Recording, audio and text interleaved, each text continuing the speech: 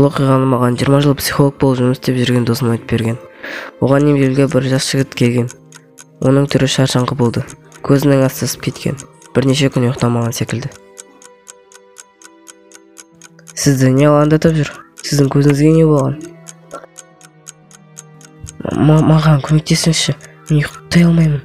Мен ұйықтамағаныма 5 күн болды. Неге? Неге олай болған? Сырт көзге аман сау жігітсіз.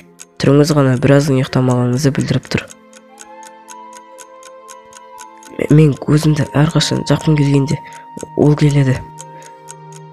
Кешіріңіз, кім дейсіз?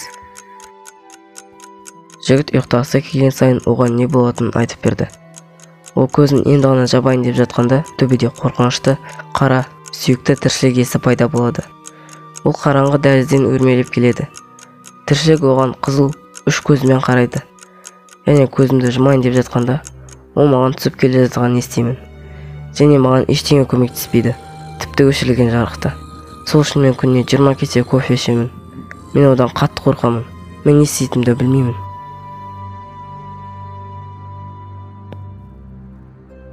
Дәрігер онымен әңгімелесіп, оған тыныштандыратын дәрі жазып берді. Жігіт тыныштандыратын дәрі ішпеймін деп айтты.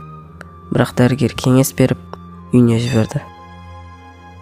Бірақ бұл көмектеспеген секілді. Сосын 1-2 күннен соң ол қайтадан келді. Бірақ бұл жолы оның түрі сонсыз болды. Көздері қызыл, ал көздерінің асты қатысып кеткен. Және онымен бірге жаман көзқарас үнемі жан-жаққа қарады. Осы бөлмеде де бірдемеден қорқатын секілді. Маған ештеме көмектеспейді. Мен есімнен алжастым. Ол мен үстіме отырды. Дәрігер. Менің досым оған өлесейтіні және оған міндетті түрде ұйықтау керектігін айтқан. Әйтпесе бұның бәрі жаман бітеді. Сосын оған ұйықтар алдында дәрілер ішсін деді.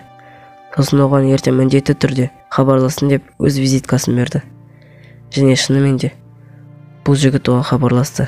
Бірақ оның досында бір шикілік болды. Иә, дәрігер, бәрі жақсы. Мен кішкене ұйықтап алдым. Мен енді оны естімеймін және көрмеймін. Мен енді ештеңе көрмеймін. Ана ол тіршілікті қарғысасын, бұл көзді де қарғысасын.